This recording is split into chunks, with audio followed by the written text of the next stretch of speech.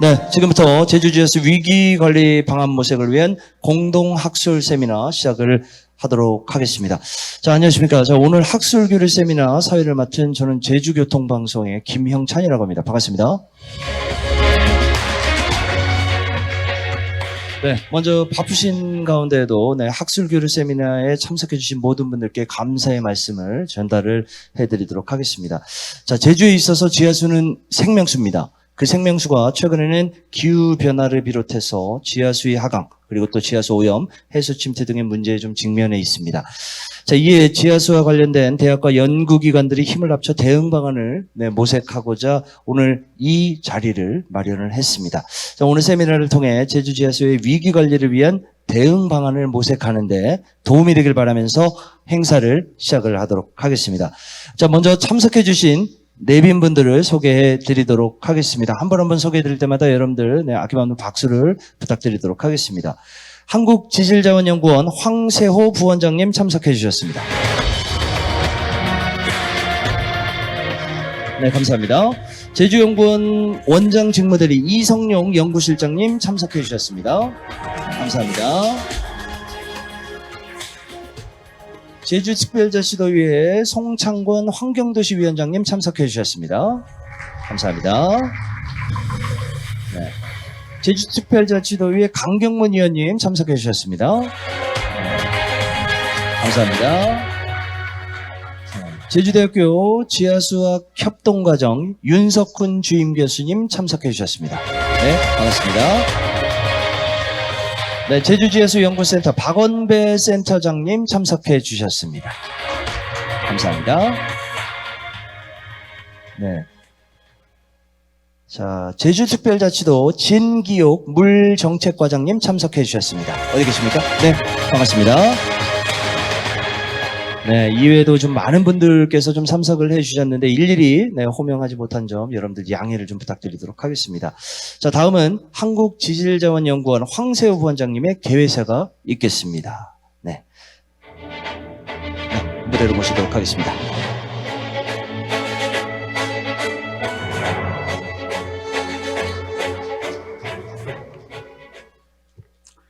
예, 안녕하세요. 방금 소개받은 한국지질자원연구원 부원장 황세호입니다. 올 봄에는 제주연구원에서 행사가 있었는데요. 그때 제가 이제 하는 이야기 중에 제가 연구원에서 행사보다 여기 행사에 오면은 아는 분이 훨씬 더 많다고 했던 기억이 납니다. 제가 한 20년 이상 이제 제주도에서 이제 지하수 이제 조사를 했었는데요. 올해 이제 두 번째 이 성대한 행사에서 개회사를 맡게 되어서 굉장히 기쁘게 생각합니다. 좋은 시기에, 좋은 장소에서 좋은 분들과 함께 제주 지하수의 위기와 해법 모색에 대한 공동 학술 대회를 봄보다는 더 성대하게 제주대학과 그 다음에 제주연구원, 한국지질자원연구원 그리고 또 많은 제주 내에 있는 많은 그 기관이나 단체 공동 주관을 하게 돼서 발전하고 있는 모습을 보고 있습니다. 우선 오늘 이런 행사에서 행사를 빛내기 위해서 참석해 주신 이성용 제주연구원 지금 현재 그 대리를 맡고 계신 이성용 실장님, 그 다음에 과총 제주의 김두철 부장 참석하셨고요. 사실은 금방 사회자께 소개하셨는데 저도 한 분 한 분 이름을 좀 거명하고 싶습니다. 고기원 고자왈 연구소 소장님, 윤석훈 교수님, 박원배 센터장님, 김진근 센터장님, 고동찬 이은희 박사님, 그리고 패널 좌장을 맡아주신 운암출 교수님, 그리고 패널의 강경문 의원님, 이영웅 사무처장님, 진기호 물정책과장님, 현은정 의원님. 제가 이렇게 일일이 거명을 하는 것은 사실은 저도 한 20여 년 전부터 제주도에 와서 지하수 연구를 하는데 제가 듣기로는 제주의 지하수는 생명수라고 했습니다.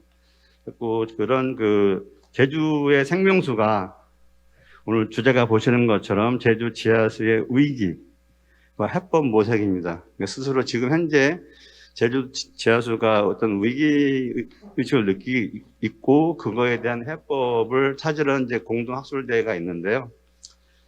이와 같은 주제로 이제 하게 됨으로써 어떻게 보면 제주도 지하수에 대한 새로운 연구의 계기가 될 것으로 믿고 있습니다. 지금 특별히 제가 오늘 이 자리 개회사에서 감사의 말씀을 드리고 싶은 한 분이 있습니다.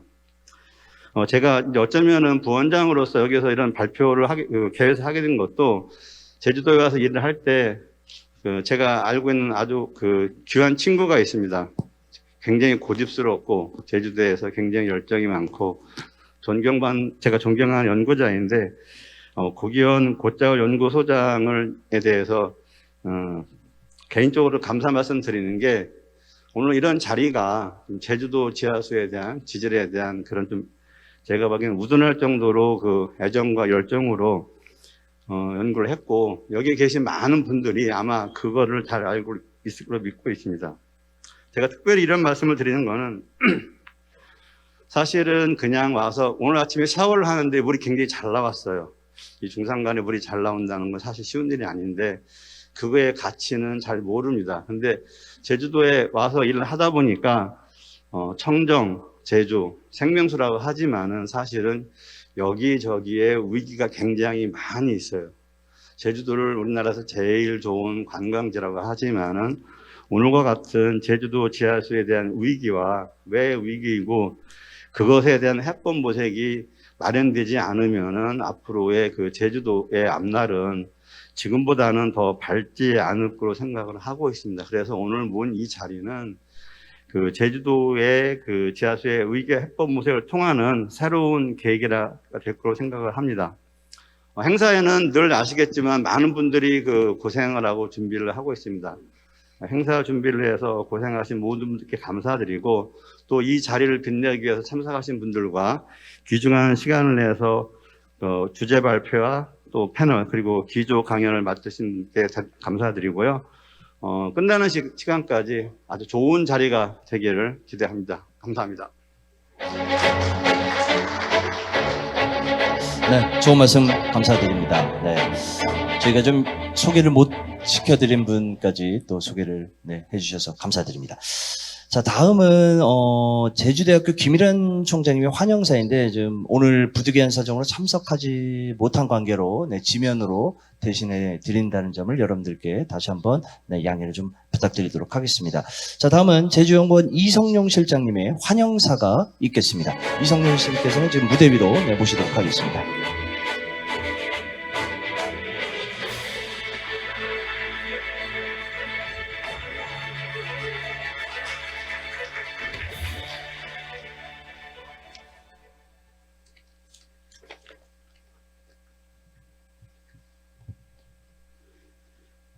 네, 반갑습니다.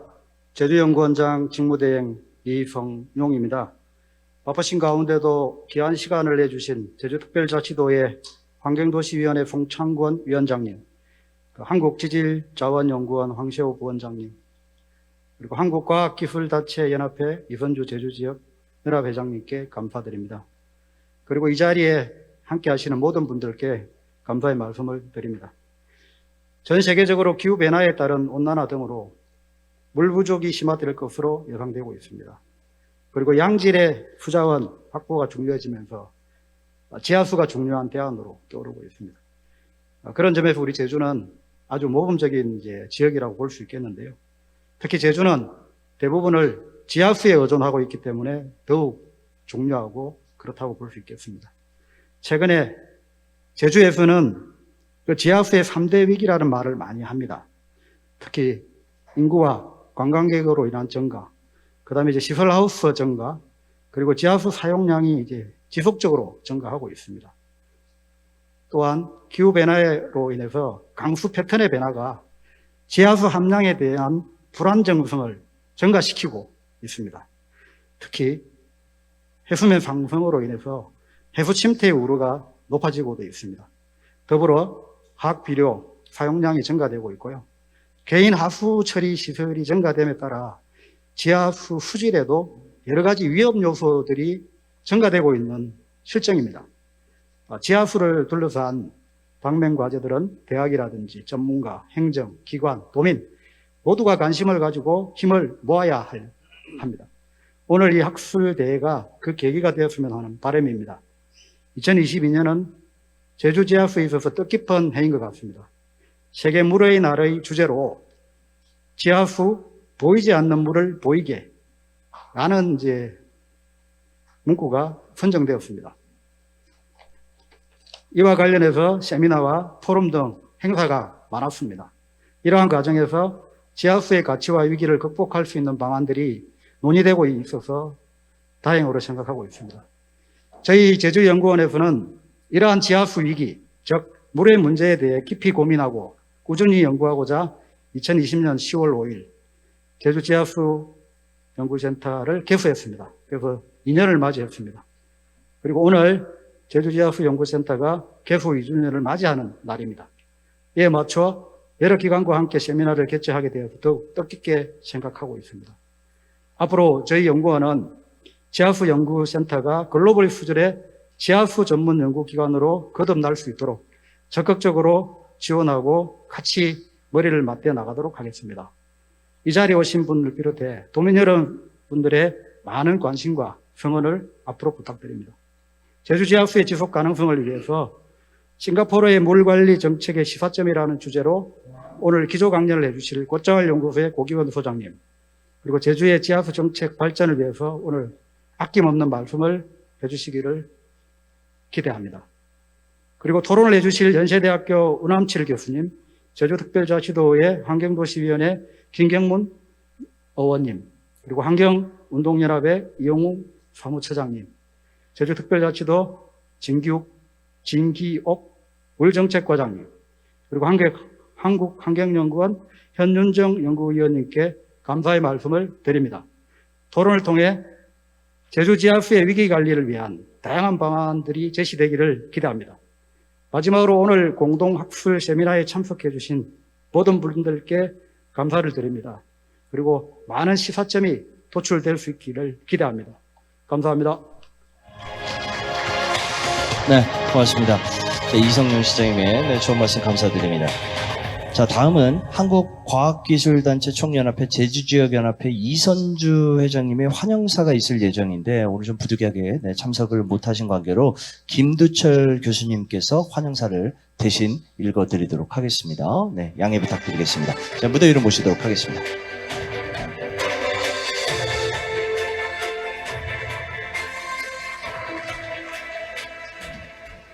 소개받은 김두철입니다. 저는 소개받은 한국과학총연합회 제주지부의 부회장을 맡고 있습니다. 오늘 우리 이선주 회장님께서 부득이한 사정으로 여기 참석하지 못하게 되어 제가 회장님의 환영사를 대신하게 된 걸 양해 말씀드리겠습니다. 그럼 이선주 회장님의 환영사를 좀 요약해서 읽도록 하겠습니다. 10월의 제주는 아주 아름다운 계절입니다. 다른 어떤 시기보다도 푸른 하늘과 울긋불긋 한라산과 푸른 바다, 아주 바쁘고 쓰레기가 많은 현대인들에게 리프레시와 힐링을 제공하는 때입니다. 이때에 여러분들을 모시고 공동 학술 세미나를 개최하게 되어 저희 영광이고 또한 참석하신 모든 분들이 영광이라 생각합니다. 바쁘신 가운데서 틈을 내셔 본 공동 학술 세미나에 참석해 주신 수자원 전문가와 도내 관계 공무원 및 환경단체 관계자를 비롯한 내외 기빈 여러분 환영합니다. 본 포럼은 제2대학교 제주연구원, 한국지질연구원, 지하수협동과정, 제주지하수연구센터, 제주녹색환경지하자원센터, 한국과학기술단체 총연합회, 제주연합회, 우리가 약칭으로 제주과총이라고 하고 있습니다. 주최하는 공동으로 참여하고 있습니다.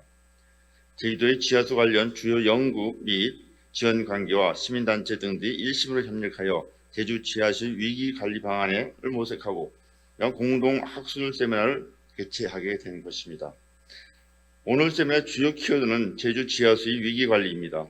제주 지하수는 제주도의 생명수이자 경제수입니다. 식수와 농수로 사용되는 지하수는 유동 인구 증가에 의해 사용량이 증가하고 기후 변화에 의한 지하수 함량의 불안정성이 증가되고 있습니다. 이러한 문제들을 해결하기 위한 방법으로 모색하는 학술적 접근과 논의가 필요하며 오늘 본 세미나가 그러한 시도이라 생각합니다. 학문과 현장 경험을 토대로 하여 전문가들이 둥지를 모아서 지구도민이 안심하고 생활하며 경제 활동을 할 수 있는 비전 제시와 문제 해결을 하는 정책을 제시할 수 있다고 생각합니다. 오늘 기조 강연과 주제 토론을 하여 주신 모든 분들께 감사의 말씀을 드립니다. 주제에 대한 깊고 폭넓은 지식과 연구 결과 및 경험을 토대로 허심탄회하게 논의된 방안들이 생산적인 정책으로 도출될 것으로 믿어 의심치 않습니다. 마지막으로 이 행사를 준비하시라고 수고해 주신 제주지하연구센터 관계자 및 주체와 주관기관 관계자들이 노고에 치하드립니다. 즐겁고 알찬 학술 세미나를 기대하고 참석하신 모든 분들이 지하수 위기 관리 방법에 만족하시고 가시기 되리라 기대하고 있습니다. 감사합니다. 네, 감사합니다. 네. 자, 좋은 말씀 계속해서 감사드립니다. 자, 다음은 제주특별자치도의회 송창권 환경도시위원장님의 축사가 있겠습니다. 자, 무대 위로 모시도록 하겠습니다.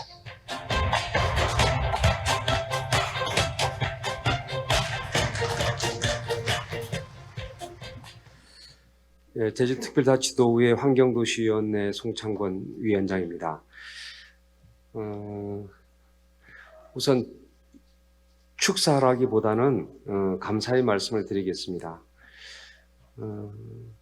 그 현장에서의 여러 어려움이나 혼란스러움이나 난마같이 얽혀져 있는 것을 끌어가기 위해서는 어떤 구심점이 있어야 되는데 구심점들이 있도록 하기 위해서는 다양한 곳에서 함께 결론을 내려주는 그런 자리가 필요한데 오늘이 그런 자리가 아닌가 저는 생각을 합니다. 벌써 지하수 위기라는 이런 용어는 많은 곳에서 나오고 있고 벌써 이제 진단이 내려져 있습니다. 이것을 어떻게 관리할 것인가, 어떻게 이끌어서 우리 지하수를 지속 이용 가능하도록 만들 것인가 하는 이런 공동으로 머리를 맞대어서 여러 훌륭하신 분들께서 이렇게 만들어 주시니 오히려 제주도의회 의원으로서도 또 환경도시위원회 위원장으로서도 감사한 마음이 듭니다. 전체는 단순한 부분들이 합보다 훨씬 크다 이런 말씀 있지 않습니까? 오늘 공동으로 어떤 결론들을 내려주셔서 우리 제주도의회도 많이 알려주시고 또 제주도에 함께 어떤 이끌어 나가는 방향점들을 제시해 주시기를 기대하겠습니다. 하나 솔직하게 좀 고백을 하자면 우리 제주도의회에서는 상임위가 몇 개 있는데요. 그 중에 환경도시위원회가 이제 우리가 맡겨져 있고 우리 존경하는 우리 강경문 의원님도 오늘 이제 토론자로 함께 했습니다만은 환경과 도시가 합쳐져 있습니다. 그래서 환경도시위원회 하니까 마치 환경위원회로만 생각이 들어져서 저희들에게 많은 기대도 하고 있고 잘 이끌어주기를 또 뒷받침해주기를 그렇게 바라고 있는데 실상 그러지 못하고 있습니다. 왜냐하면 도시 분야가 따로 있기 때문에 그렇습니다. 도시는 아시는 것처럼 뭐 주택이나 또 교통 문제나 항공 문제나 또 상하수도 문제라든지 여러 문제들을 다 다뤄 나가야 됩니다. 그러다 보니까 보전과 그리고 이제 개발과의 항상 충돌이 돼서 그래서 갈등도 있고 또 제대로 잘 어떤 균형적으로 하지도 못할 때들이 많아서 도민들로부터 지적도 많이 받고 그러는데요. 여러분들께서 이 자리에서 우리 제주의 미래 가치, 현재 가치는 환경적 가치와 동등하다, 비례한다 이런 마음으로 여러분들께서 저희들에게 많이 좀 압력도 주시고 또 제시도 해주시기를 그렇게 부탁드리겠습니다. 그리고 저희들도 환경도시위원회에서 어쨌든 제주의 가치가 환경적 가치와 같다, 비례한다는 이런 기본적인 생각을 함께 하면서 친환경적으로 그렇게 환경도시위원회도 잘 이끌어 나가도록 하겠습니다. 오늘 이 공동 학술 세미나에 많은 분들이 함께 하셨고 애쓴 것 알고 있습니다. 여러분들께 고맙다는 그리고 치하의 말씀을 좀 드립니다. 오늘 끝날 때까지 좋은 결과를 잘 이끌어내 주시기를 저도 기대하겠습니다. 고맙습니다. 네. 네. 송창건 위원장님 감사드립니다. 네. 자, 이제 본격적인 행사에 앞서서 내빈분들과 이제 참석자분들 모두 함께하는 기념 촬영을 진행을 좀 해보도록 하겠습니다. 앞에 계신 우리 내빈 여러분들께서는 좀 무대에서 기념 촬영을 간단히 하고 그 다음에 잠시 뒤 11시부터 기조 강연을 시작으로 오늘 세미나 시작을 하도록 하겠습니다.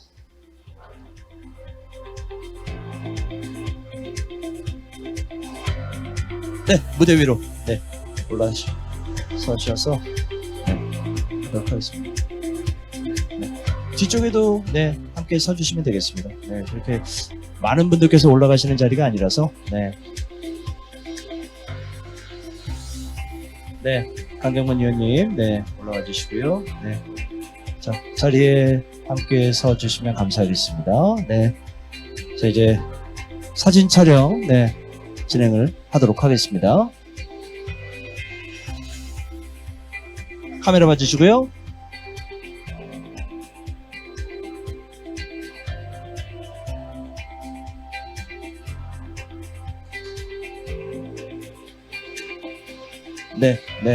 화이팅이요? 제가 하나 둘 셋 외치면 화이팅 해가지고 사진 찍을 때 딱 2초 정도만 머물러 주십시오. 손을 내리지 마시고요. 자, 차렷해 주시고요. 자, 하나 둘 셋.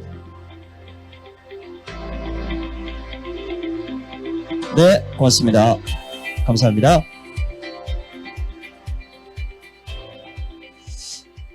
오늘 제주지하수 위기관리 방안 모색을 위한 공동학술 세미나 진행 순서에 대해서 여러분들께 간략하게 말씀을 좀 드리도록 하겠습니다. 오늘 세미나는요, 잠시 뒤에 기조 강연이 예정이 되어 있습니다. 11시부터 기조 강연이 예정이 되어 있고요. 기조 강연이 끝난 후에 점심 및 휴식을 취하고 그리고 오후에 또 발표 그리고 토론이 진행이 될 예정입니다. 자세한 순서는 자료집을 참고해 주시기 바라겠습니다.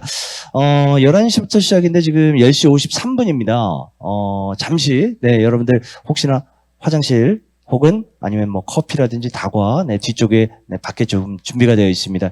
이거를 좀 약간 챙기실 분들은 좀 챙기셔서 11시부터 기조 강연 시작을 하도록 하겠습니다. 11시까지 이 자리에 다시 들어와 주시면 되겠습니다. 잠시 뒤에 뵙도록 하겠습니다.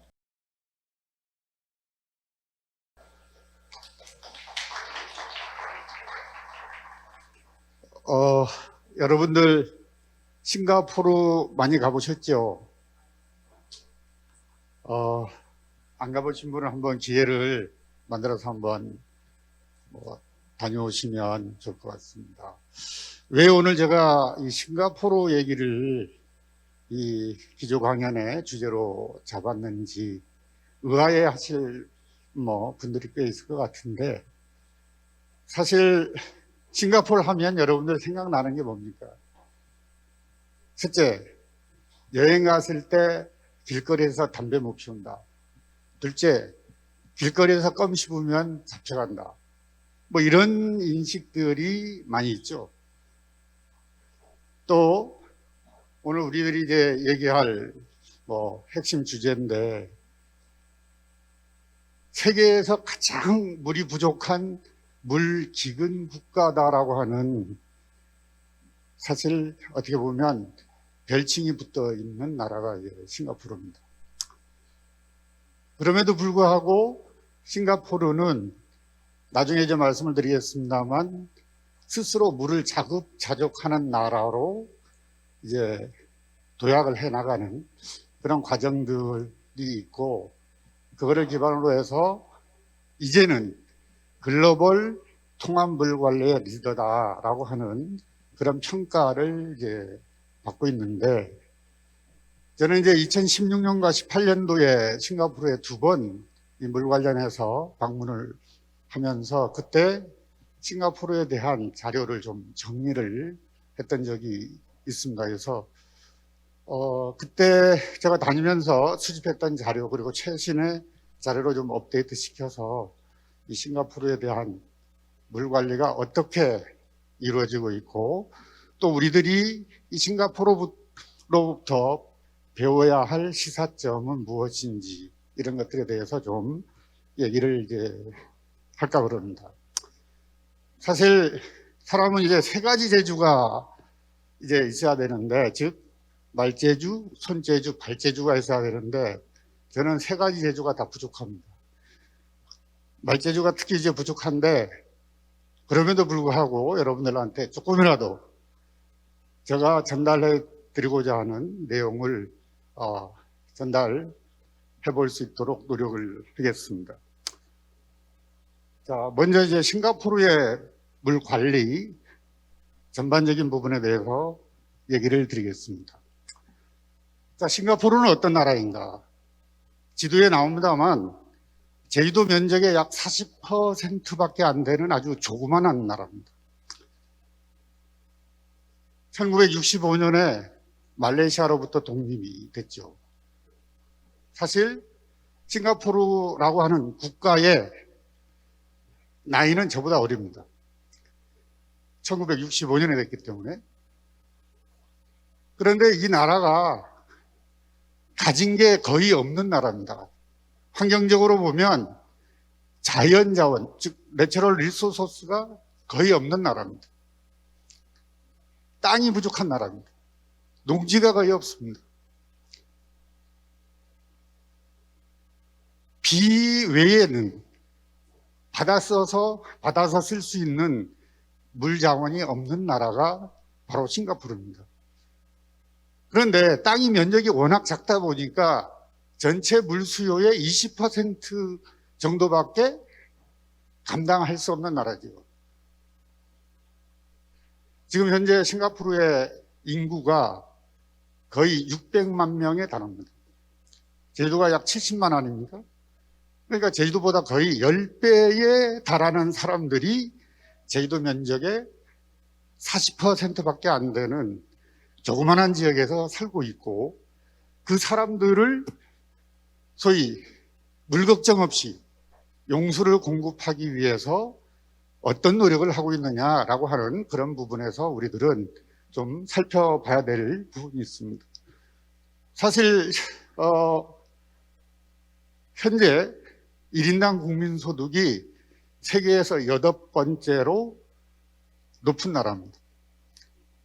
그러니까 소득이 저 정도 됐고 또 그런 경제력을 갖고 있기 때문에 물을 자급자족할 수 있는 그런 투자, 기술 개발 이런 것들도 물론 가능한 부분이 있겠지만, 그러한 그 요인을 먼저 생각하기보다는 그들이 진행해 왔던 과정을 우리는 좀 되돌아볼 필요가 있을 것 같습니다. 앞에 불 좀 꺼주시죠. 라이트가 너무 강해서 앞에 안 보일 것 같은데. 예. 자, 싱가포르가 1819년도에 영국의 군대에 의해서 소위 점령이 돼서 그 당시부터 무역항으로 개발이 되기 시작합니다. 그때는 인구가 거의 1,500명 정도밖에 살고 있지 않았기 때문에 자연수를 이용해서 우물물, 빗물 뭐 이런 자연수를 이용해서 물 걱정 없이 살 수가 있었는데, 그 이후로 인구가 폭발적으로 증가를 하면서 물 부족에 이제 시달리게 됩니다. 그래서 독립하기 전부터 말레이시아로부터 싱가포르는 물을 사옵니다. 이게 이제 워러 어그리멘트인데, 이게 지금까지 4번에 걸쳐서 이제 물 수입을 위한 협약을 맺죠. 협약을. 이 사진들을 보시면 우리나라의 50년대, 60년대의 풍경이나 별반 다른 바가 없습니다. 우리도 저랬거든요.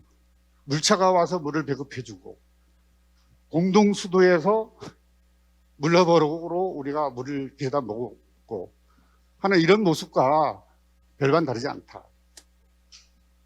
1차 협약은 1927년에 이제 맺어지고, 이 싱가포르와 바로 접해 있는 조후르라고 하는 주, 강으로부터 물을 돈을 주고 사오기 시작합니다. 그러다가 61년에 협약을 50년 협약을 맺습니다. 50년. 이때에 톤당 우리 돈으로 환산하면 약 8.3원 정도의 돈을 주고 싱가포르로부터 물을 사오기 시작한 거죠. 그리고 이제 62년에 다시 갱신을 하는데 하루에 94만 6천 톤, 거의 100만 톤에 달하는 물을 말레이시아로부터 사오면서 톤당 93원을 주고 사오는 걸로 협약을 변경합니다. 그리고 이때 말레이시아 쪽에서 요구한 게 너네들한테 파는 물에 2% 되는 약 18만 9천 톤인데 이 2% 정도 되는 물은 싱가포르 너네들이 정수 처리한 후에 우리한테 다시 되팔아라 라고 협약을 맺거든요. 그래서 하루에 요 18만 9천 톤이라고 하는 물을 싱가포르는 말레이시아로부터 155원을 받고 물을 수출합니다. 정수한 물을 수출하는 거죠. 정수한 물을. 그러니까 원수를 사오고 정수해서 다시 수출해주고 하는 그런 구조다. 그리고 이제 90년에 들어와서 협약 기간을 2051년으로 이제 변경을 이제 하면서 말레이시아가 상당히 많은 경제적 보상을 요구합니다. 하나하나 얘기하려면 너무 길어서 이 자료로 이제 가름하겠습니다만, 이와 같이 이제 4차례에 걸친 물 협약을 통해 가지고 이제 싱가포르는 전체 수요의 절반 정도를 말레이시아에 의존을 하고 있습니다. 그런데 문제는 말레이시아와 자꾸 물 분쟁을 일으키는 겁니다. 물값을 놓고 옥신각신하는 거죠. 자, 이분이 말레이시아 수상인데 너네들한테 1000갤런당 약 4톤 정도 됩니다. 1000갤런당 93원 받아서 살 수 있는 게 아무것도 없다. 즉 물값을 올려라 라고 요구하는 거죠. 근데 싱가포르 수상은 야 너네들 61년 62년도에 협약을 맺을 때 25년 후에 너네들이 필요하면 물값을 재검토하자 라고 하는 요구를 하도록 돼 있는데 안 했잖냐. 왜 기회를 너네들이 놓쳐버린 것이냐.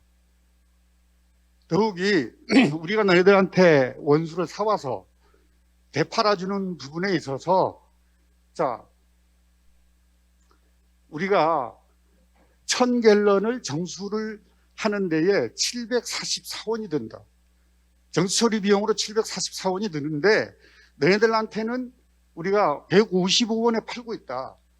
그러면 1톤마다 우리들이 589원씩 미치고 있는데 그에 대해서는 너네들이 어떻게 생각하느냐. 즉 결론적으로 우리가 하루에 너네들한테 정수 처리해서 물을 팔아주면서 290만 원 정도씩 손해를 보고 있다. 톤당. 하루에. 이렇게 이제 옥신각신 하는 거죠. 그래서 이 양반이 이제 유명한 이관유 수상인데, 야, 이러다가 말레이시아가 파이프를 끊게 되면 우리 싱가포르는 완전히 멸족한다. 라고 하는 물 안보에 대한 위기를 아주 강하게 느끼는 거죠. 그래서 1997년에 이 양반이 대대적인 물환경 개선을 선언합니다. 자, 이렇게 더러운 하천이나 항구 주변이나 또 물이 없어서 이렇게 참 물기근에 시달리는 국민들을 위해서 이광유 수장이 물을 깨끗하게 유지하고 모든 하천, 모든 수로, 모든 시냇가를 오염으로부터 보호하는 생활 방식으로 우리의 삶은 바뀌어야 된다. 10년 후에 싱가포르 강에서 낚시를 하고 팔랑강에서 낚시를 하는 날이 올 것이다. 라고 선언을 하는 거예요. 그래가지고 이 선언이 있자마자 이러한 각종 쓰레기, 오수, 오염, 처리되지 않은 하수, 방류되는 하천, 이 모든 것들을 완전히 천지개벽을 바꿔놓습니다. 그건 왜냐? 하늘에서 떨어지는 물, 빗물을 자기네들이 마실 물로 만들기 위해서 환경을 깨끗이 하지 않으면 결국은 오염된 물을 먹을 수가 없다라고 하는 인식에서 이제 출발한 거죠. 그래가지고 그런 일련의 과정들이 이제 싱가포르에 오늘을 이제 있게끔 이제 한 어떤 동기가 되는데, 전반적인 물 부족 문제를 해결해 나가는 과정은 크게 4개의 단계로 나눌 수가 있습니다. 즉 1800년대의 이제 상황, 그리고 1965년 싱가포르가 독립할 때까지의 상황인데, 여기서 이제 한 가지 제가 말씀드리고 싶은 것은 1963년에 독립하기 전에 이 싱가포르는 Public Utilities Board라고 하는 PUB, 우리 같으면 공사는 아니지만 물 전담하는, 물 관리를 전담하는 기관입니다. 이 기관을 만들어서 이 PUB로 하여금 싱가포르의 수자원 개발, 관리, 오염 방지, 환경 개선 모든 것들을 전담하도록 하는 그런 조직을 63년에 이제 만듭니다. 그래서 65년 독립하고 난 이후에 싱가포르는 1977년에 마스터 플랜을 만듭니다. 그러니까 어떻게 보면 종합 계획이죠. 이 계획에서 저희들이 눈여겨봐야 될 부분은 목표를 정확히 타겟팅하는 겁니다. 첫째, 유역 환경 개선을 통해서 지표수를 확보하겠다라고 하는 목표를 딱 제시합니다. 두 번째, 해수를 담수하겠다. 세 번째, 하수를 고도 처리해서 글자 그대로 유워터를 만들어내겠다. 이 세 가지를 딱 타겟팅하는 거예요. 그래서 저 세 가지를 실현하기 위해서 싱가포르는 지금까지 달려오고 있는 겁니다. 어떻게 보면 이 한마디가 싱가포르의 물 관리의 결론입니다. 실질적으로. 이처럼 이 워터 마스터 플랜을 통해 가지고 이런 거를 세팅을 해서 목표를 정확한 타겟팅을 하고 그거에 따른 후속 조치들이 계속 이루어지는 거죠. 자, 1974년에 하수를 재이용하자라고 연구에 착수했지만 그 당시에 기술의 문제, 두 번째는 비용의 문제 때문에 얘네들이 포기를 합니다. 그러다가 20년이 지난 다음에 다시 재도전을 하는 거죠. 자, 우리는 할 수 있다 라고 해서 실증 플랜트를 만들어서 하수를 먹는 물로 만드는 그런 과정을 이제 진행을 하는데, 어쨌든 이러한 소위 목표 달성을 위한 세부 사업 추진들이 이제 1년에 사업으로 쭉 진행이 되고, 2000년도에 들어와서는 해수 담수와 하수 고도 처리 이런 투자를 통해서 축적된 기술을 바탕으로 해서 싱가포르를 글로벌 하이드로 허브다, 소위 물산업 강국이다라고 선언을 합니다. 이 물산업 강국을 이제 실현해 나가는 그런 자회사도 만들고, DBO라고 해서 이 자회사에서가 예를 들면 해수 담수화 공장을 직접 설계를 합니다. 그리고 건설을 합니다. 그리고 얘네들이 직접 운영 관리까지 맡습니다. 이러한 방식으로 자국의 기업, 물산업 기업들을 이제 키워 나가는 그러한 하나의 그 프로세스가 진행이 되는데, 이 하이드로 허브를 뒷받침해 주기 위해서 이제 정부에서 아주 의욕적으로 추진한 것이 싱가포르 인터내셔널 워터 워크 위크라고 하는, 소위 우리 같으면 싱가포르 세계 물 포럼입니다. 이 포럼을 창설을 해서 전 세계 사람들 다 불러 모으는 거예요. 자, 우리 기술이 이렇게 갖고 있고, 우리가 너네보다 코스트가 더 싸고, 우리가 디자인에서부터 설계, 시공까지 능력을 다 갖췄다 라고 하는 거를 마음껏 자랑하는 겁니다. 그러한 일련의 과정들이 있고, 특히 이제 이 바닷물을 담수화를 해나가는 데 있어서 가장 큰 난제는 코스트를 얼마만큼 다운시키느냐라고 하는 건데, 싱가포르에서는 전기 탈이온법이라고 하는 새로운 기술을 개발해서 세계적인 어떤 기술 강국으로 이렇게 도약하는 그런 일련의 과정들이 있다라고 말씀을 드리고, 싱가포르의 통합 물 관리 정책의 기조는 매우 단순합니다. 딱 세 가지입니다. 자, 싱가포르에 떨어지는, 영토에 떨어지는 모든 빗물은 다 모은답니다. 모든 빗물은 한 방울도 빠짐없이 다 모은다. 두 번째, 사용한 물도 한 방울도 빠짐없이 다 모은다는 겁니다. 세 번째, 사용한 물은 다시 쓴답니다. 굉장히 단순한 구조예요.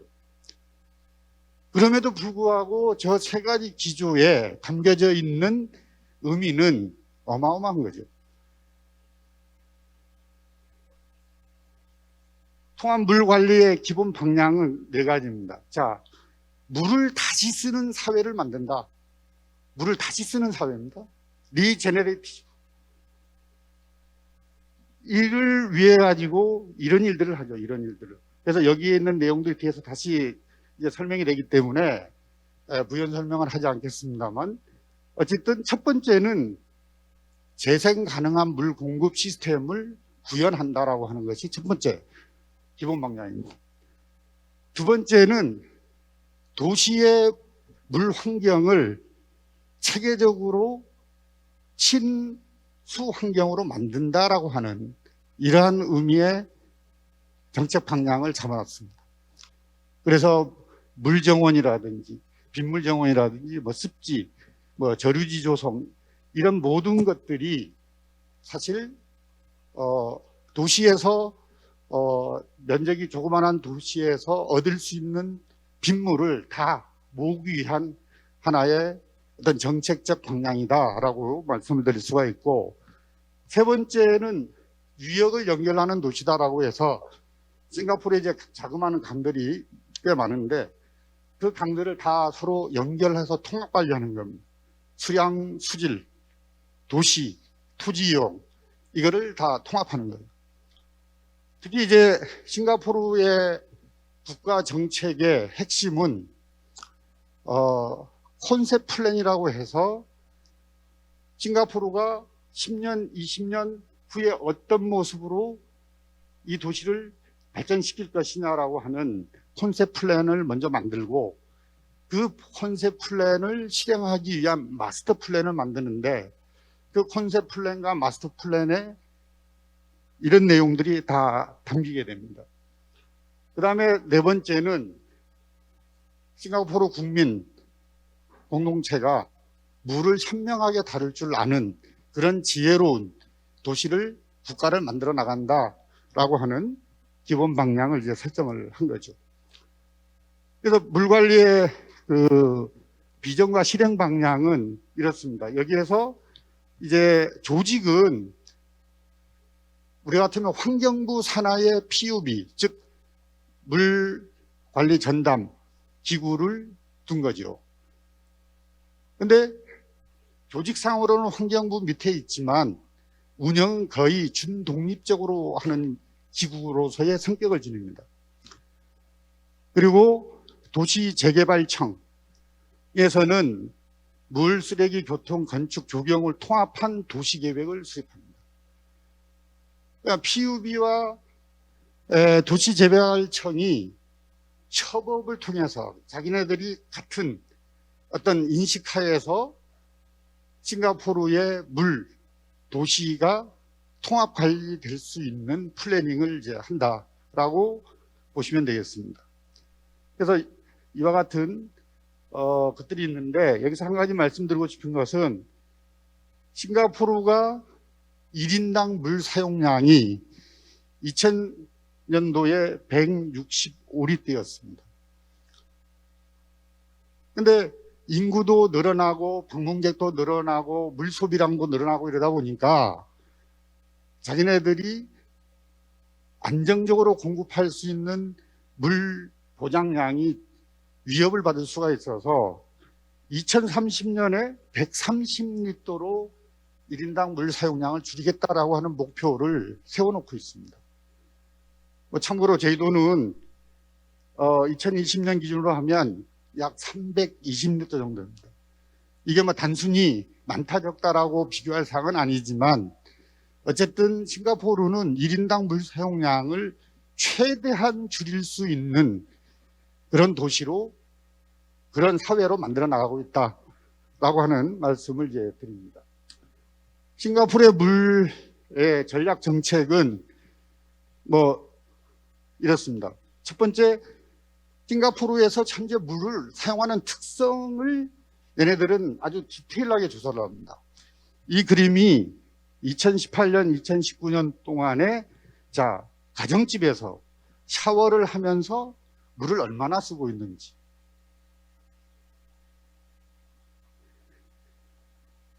그 다음에 부엌에서 요리를 하면서 얼마나 쓰고 있는지, 세탁하면서는 얼마나 쓰는지, 이렇게 가정집 안에서도 물 쓰는 용도에 따라서 어떤 퍼센테이지를 이루고 있는지를 디테일하게 조사를 합니다.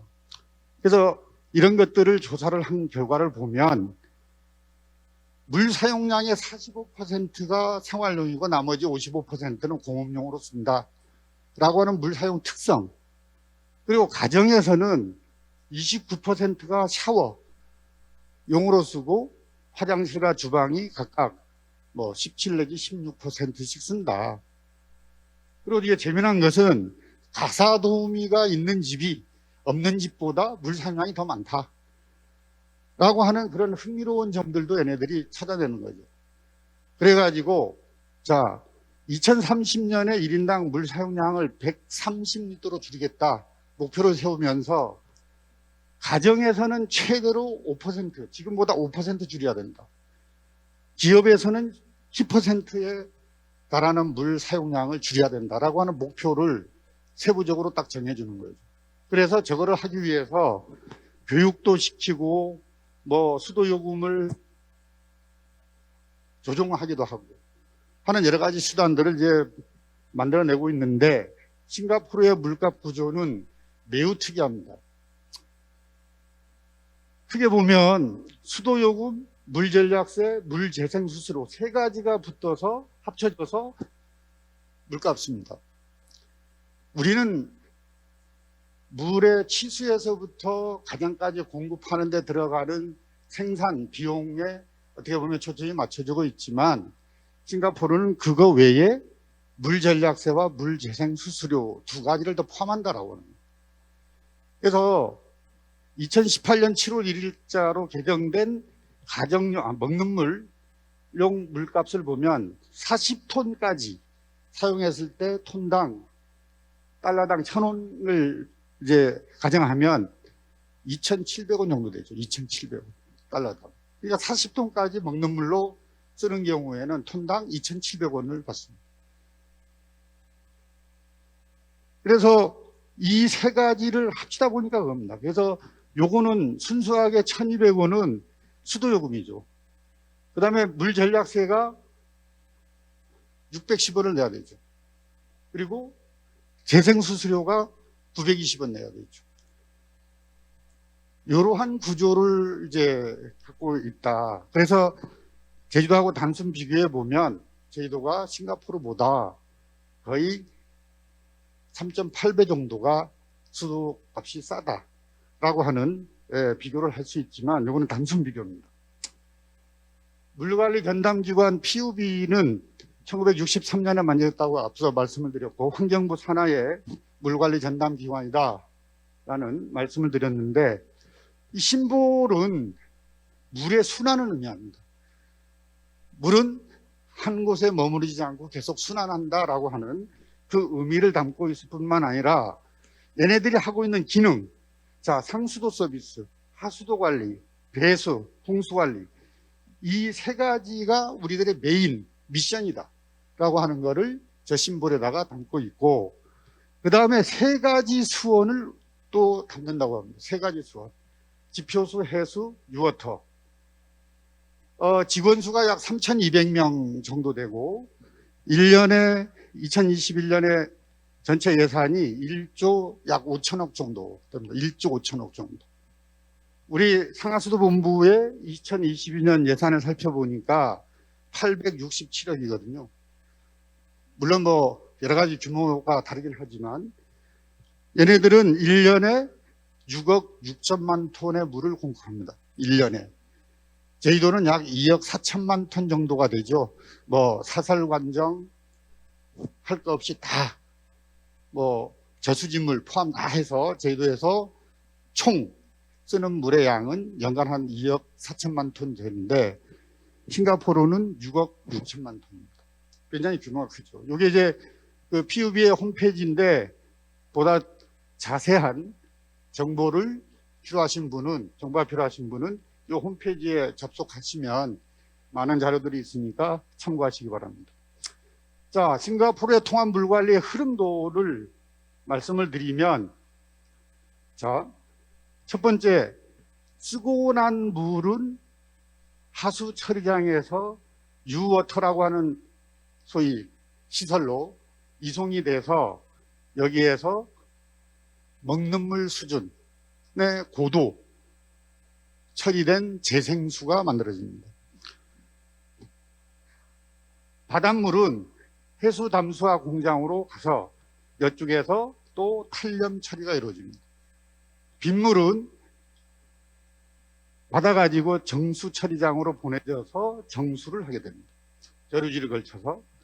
그래서 재생수, 바닷물, 빗물이 들어와서 상수도 공급 라인 약 5,500km가 되는 관망을 통해 가지고 공장이나 가정집으로 보내지죠. 이게 따로따로 하는 게 아니라 다 이렇게 연결된 구조다. 이게 통합이다라고 하는 의미입니다. 상수도 따로, 농업용수 따로, 공업용수 따로 이런 게 아니라 수원들이 각각 치수되고 정수되는 프로세스는 다르더라도 마지막에 와서는 하나로 다 합쳐진다라고 하는 개념입니다. 하나로.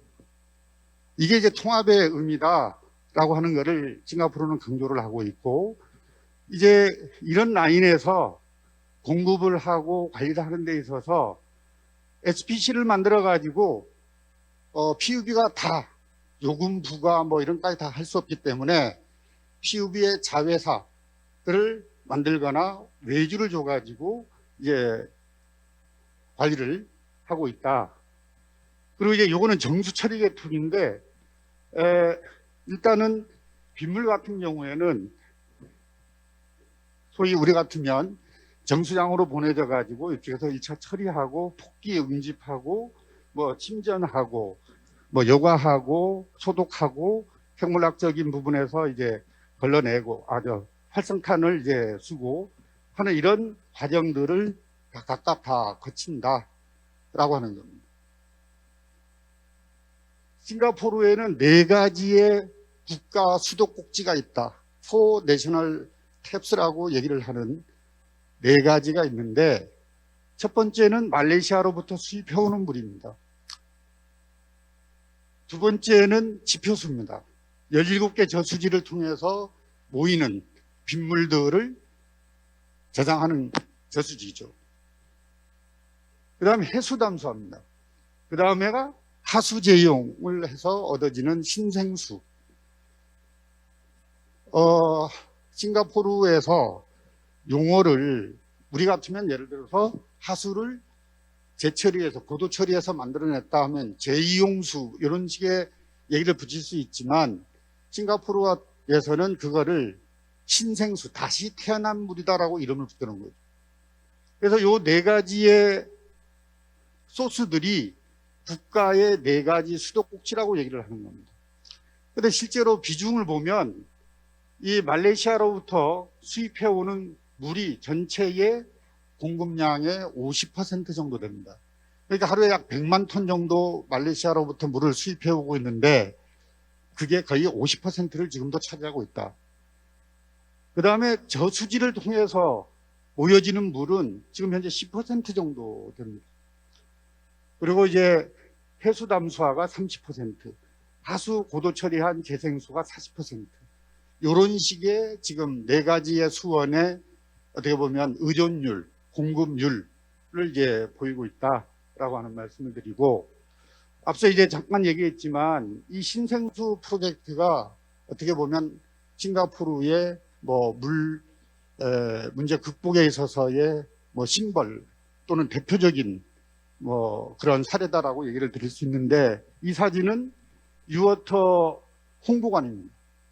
PUB에서 운영을 하고 있는데, 저 홍보관에 보면 역사에서부터 시작해서 이제 쭉 고도 처리해 나가는 프로세스들이 다 이렇게 실제로 볼 수 있도록 이제 돼 있는데, 맨 끝에 가면 이물을 줍니다.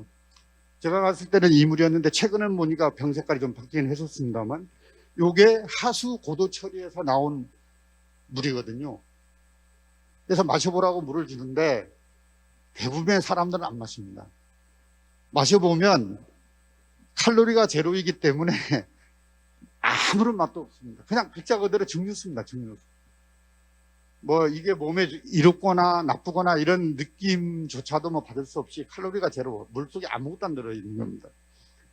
이강효 수상이 2000년도에 이 신생수 개발에 성공을 한 다음에 직접 국민들 앞에 마십니다. 자, 내가 마시니까 안전하다. 아무런 문제도 없다. 그거를 장담하기 위해서 WHO, 세계보건기구와 미 환경보호청, EPA에서 정한 먹는 물 수질 기준 항목을 2만 번 이상 반복 검사를 합니다. 2만 번 이상. 한두 번 검사해서 통과, 이게 아니라 2만 번 이상 반복 검사해서 먹는 물 수질 기준을 충족시킨다 라고 하는 그러한 것들을 이 싱가포르는 굉장히 국민들이 하수라고 하는 부정적 인식을 희석시키기 위해서 안전성, 세이프티를 굉장히 이제 중요시하게 다룬다라고 하는 겁니다. 두 번째는 앞서 얘기 드렸지만 2060년에 가면 이 하수 재생수를 55%까지 확대하겠다. 그 이유 중에 가장 큰 이유는 해수 담수화하는 것보다 코스트가 50%나 저렴하다라고 하는 데 있습니다. 그러니까 바닷물을 담수로 만드는 데는 더 많은 돈이 들어가지만 하수, 재생수인 경우에는 훨씬 비용이 싸다라고 하는 그런 이유에서 이러한 목표를 이제 설정을 해놓고 있고, 2060년도에 가면 하수 재이용 시설의 캐피시티, 생산 능력이 150만 톤 정도 간다. 150만 톤. 굉장히 이제 큰 사이즈죠. 그 다음에 이제 하수나 폐수를 저렇게 고도 처리하기 위해서 기반 시설이 있어야 되는데, 이게 놀라운, 어떻게 보면, 사건입니다.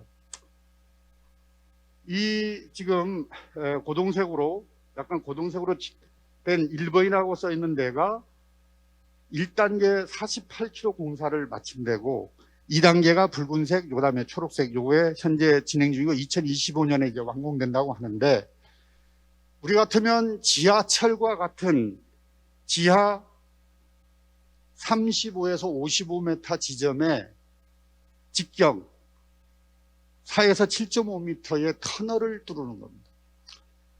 터널을 뚫어가지고 이렇게 관을 매설하는 겁니다.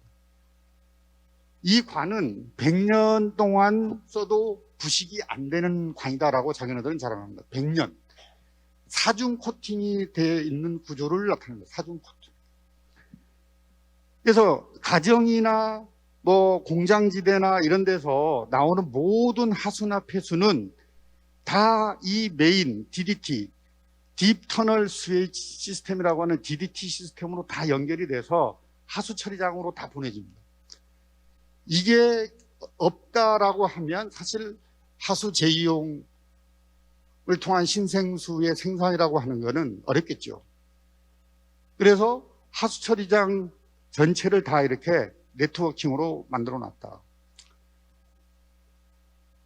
두 번째는 이제 저수지와 수를 통합 관리하고 유역을 보호하는 건데 요 숫자가 17개 저수지의 위치를 나타냅니다. 저수지. 이 저수지들의 물론 수질 보호를 위해서 우리처럼 뭐 절대 보존 지역, 상대 보존 지역 이런 개념의 행위 제한을 가합니다. 절대 보존 지역에서는 그 어떤 행위도 안 돼. 뭐 우리랑 거의 같죠. 상대 보존 지역, 준보호 지역은 화학 물질을 배출시키는 시설은 안 돼. 뭐 이런 강제를 하는 거죠. 규제를 하는 거죠. 그리고 얘네들은 오수와 우수의 집수 시스템을 관을 이중으로 해서 따로따로 해서 하수는 하수대로 가고 우수는 우수대로 가는 그런 시스템을 이제 완성이 돼 있다라고 말씀드리고, 이 해수 담수화는 사실 현재 5군데, 요 붉은색으로 칠해진 언더라인이 돼 있는 요 5군데가 해수 담수화 공장입니다. 플랜트인데 현재 약 72만 톤을 생산할 수 있는 시설을 갖춰 있습니다. 앞서 이제 하이드로 허브 얘기하면서 잠깐 말씀드렸는데 이 해수 담수화의 가장 큰 관건은 에너지 비용입니다. 그래서 역삼투막 같은 경우에는 톤당 400원이 안 됩니다. 우리나라에도 역삼투막을 많이 하죠. 예를 들면 추자도, 마라도, 가파도 지금 해수 담수화 상수도 공급을 위해서 시설이 되어 있는데 같은 방법이죠. 역삼투막. 근데 톤당 얘네들은 398원으로 코스트 다운을 아주 획기적으로 해놨습니다. 두 번째는 파일럿 연구를 통해 가지고 전기 탈이온법으로 해보니까 182원이면 되겠다. 해수를 담수로 만드는데 1톤당 코스트가 182원이면 되겠다라고 할 정도로 연구를 많이 하고 있습니다. 그래서 이 해수 담수화를 2060년 가면 30% 정도의 의존율, 뭐 좀 코스트가 하수보다는 비싸긴 하지만 그래도 없앨 수 없기 때문에 30% 정도의 용수 공급을 분담하는 것으로 그렇게 이제 계획을 잡고 있습니다. 그 다음에 이제 마리나 버라지라고 해서 여행 가신 분들은 여기가 이제 하나의 관광 코스입니다. 굉장히 이제 뷰가 좋죠. 이 옥상에 올라가면 잔디 공원으로 조성되어 있어서 싱가포르의 시내를 멋진 모습을 다 볼 수 있고 해서 관광 코스로 이제 개발이 됐는데, 이제 요약해서 말씀드리면 여기가 요 댐이 없었을 때는 바닷물과 담수가 합쳐져 가지고 이쪽에 들락날락 거리는 그런 곳이었는데 이광희 수상이 제안에 의해서 여기를 이제 댐으로 이제 보를 막습니다. 9개의 수문을 만들어 가지고 딱 바닷물 들어오는 걸 차단시키고 이쪽에 있는 이제 해수가 섞여 있는 물들을 다 뺀 다음에 완전히 담수호로 만든 거죠. 담수호로. 이거를 만든 큰 이유는 첫 번째, 담수를 공급하는 겁니다. 자, 먹을 물을 공급하자. 두 번째는 홍수를 조절하는 겁니다. 세 번째는 레크레이션, 물을 이용한 레크레이션을 국민들한테 즐길 수 있도록 제공하는 겁니다.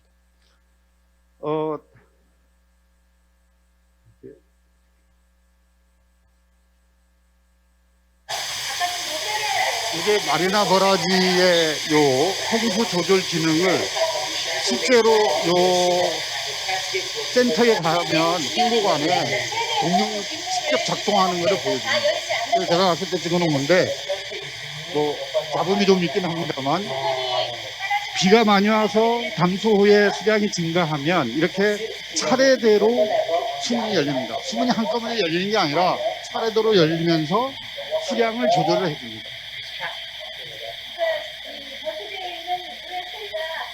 자, 넘어가겠습니다. 이 연구 개발을 위해서 싱가포르는 대단히 많은 돈을 투자를 합니다. 눈여겨볼 부분은 싱가포르 자체, 국립대학, 난징 공과대학 이런 자체 인력들에 의해서만 연구가 되는 게 아니라 전 세계를 대상으로 과제를 공모합니다. 전 세계. 그래서 2002년부터 21년도까지 약 8천억에 달하는 연구비를 지원해 줍니다. 그래서 710개 프로젝트를 수행을 했는데 27개 나라가 같이 공동 연구를 참여했죠. 연구 분야는 이런 분야입니다. 목표는 현재 톤당 3.5 킬로와트 아워인 담수화 비용을 1로 줄이자. 그런 기술을 개발하겠다라고 하는 그런 목표들을 세워서 R&D를 이제 해나가고 있는 거죠. 시간 관계상 자세한 설명은 좀 생략하겠습니다. 그 다음 앞서 얘기했던 싱가포르 인터내셔널 워터 위크라고 하는 게 2008년에 이게 창립이 됐는데 사실 2년마다 한 번씩 합니다. 2년마다. 그래서 세계 물 지도자들의 서밋도 하고 엑스포도 하고 비즈니스 포럼도 하고 그리고 이광효 수장의 수상의 소위 상도 세계 수자원 관련된 연구에 공헌이 많은 그런 사람을 선정해서 상도 주고 그렇습니다. 그래서 이러한 것이 하나의 플랫폼이 되고 있다고 하는 거죠. 행사로서 끝나는 게 아니라 자기네들이 갖고 있는 기술과 역량을 전 세계에 소위 비즈니스 할 수 있는 그런 플랫폼 또는 세계와 손을 잡고 같이 할 수 있는 어떤 하나의 협력의 장이 되는 그런 행사로서의 물프로입니다라고 말씀을 드리겠습니다. 그래서 싱가포르의 그 성공적인 요인은 사실 이렇게 5가지로 했는데 여러분들 나름대로 판단을 해보십시오만은 저는 이렇게 생각합니다.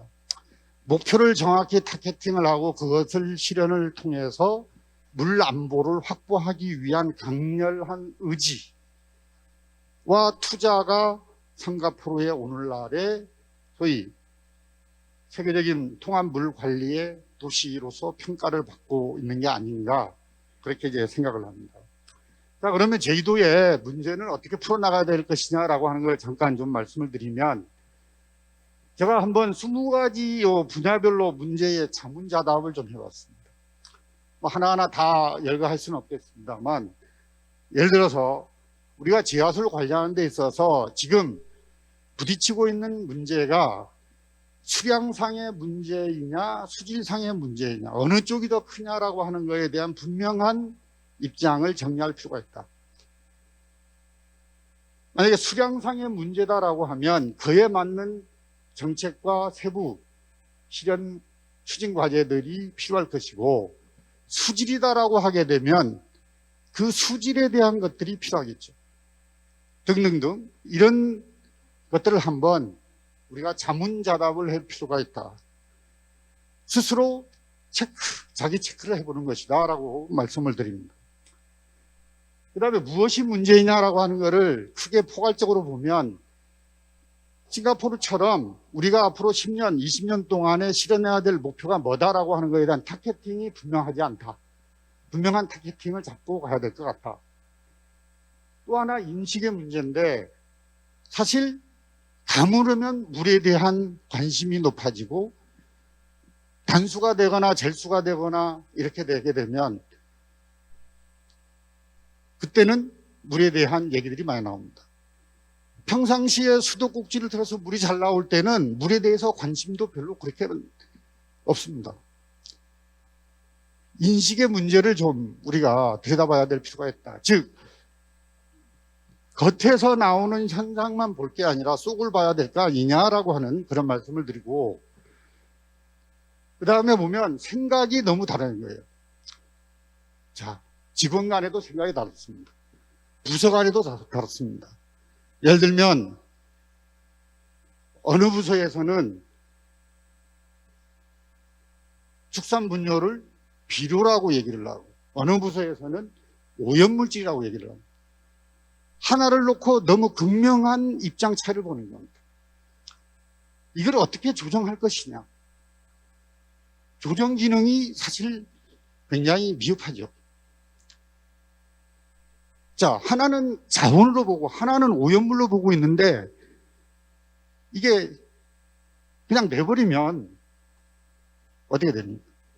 그래서 인식의 동상이몽, 이게 너무 크다. 같은 부서 내에서도 그렇고 조직 간에서도 그렇고 굉장히 크다라고 하는 점. 그 다음에 물관리 조직이 공조직으로서의 어떻게 보면 필연적인 문제들을 극복하지 못하는 거죠. 공조직이다 보니까. 자, 예를 들어서 하와이 호놀룰루시의 수도국의 국장은 평균 임기가 10년입니다. 1929년에 신설돼서 지금까지 수도국장이 몇 명 안 바뀌었어요. 근데 우리는 광역수자원관리본부라고 해서 2000년에 소위 지금 상하수도본부의 전신이 만들어져서 현재까지 한번 계산해 보십시오. 몇 명이 바뀌었는지, 재임 기간은 평균 몇 개월이 되는지, 이런 것들, 직원 내 인사이동도 역시 그렇고, 그 다음에는 예산의 문제입니다. 예산. 일은 하고 싶은데 예산실 통과, 의회 통과 이런 부분들이 너무 힘든 거예요. 그 다음에 기술의 문제입니다. 기술과 사람의 문제. 저도 일말의 책임이 있습니다만, 자, 1961년 11월에 제주도에서 지하수가 최초 개발이 돼서 올해로서 62년째를 맡고 있는데, 우리가 갖고 있는 기술은 무엇이냐라고 물으면 대답할 게 없습니다. 자, 밖으로 우리가 꺼내서 자랑할 수 있는 기술이 뭐가 있지? 없습니다. 자, 앞으로 어떻게 해야 될 거지? 자, 갈림길에 서 있습니다. 어디로 가야 할까? 좌측으로 가야 되나? 직진해야 되나? 어떻게 해야 되나? 시간상, 관계상 다 말씀은 안 드리겠습니다만, 이 물 관리의 통합 기능을 분명히 바로 세워야 될 필요가 있다. 소위 컨트롤 타워라고 얘기를 하는데, 이 컨트롤 타워의 역할을, 기능을 어떻게 할 것이냐라고 하는 것이 어떻게 보면 상당히 중요하다. 뭐 조직을 만들고 뭐 다 할 수 있습니다. 할 수 있지만, 생각이 다른 부서, 기능이 다른 부서랑 어떻게 보면 하나의 목표점을 향해서 가는 그 조정을 해나갈 것이냐라고 하는 부분에 많은 관심들이 좀 있었으면 좋겠다라고 하는 말씀을 끝으로, 제가 40분을 배정받았는데 조금 시간이 많이 걸렸습니다. 하여튼 오늘 여러분들 앞에 싱가포르의 사례와 우리 제주도의 어떻게 보면 앞으로의 그 가야 될 방향에 대해서 나름대로 짧은 시간에 좀 설명을 드렸습니다. 조금이라도 저의 얘기가 도움이 됐으면 하는 바람을 말씀드리면서 저의 얘기는 마치겠습니다. 감사합니다.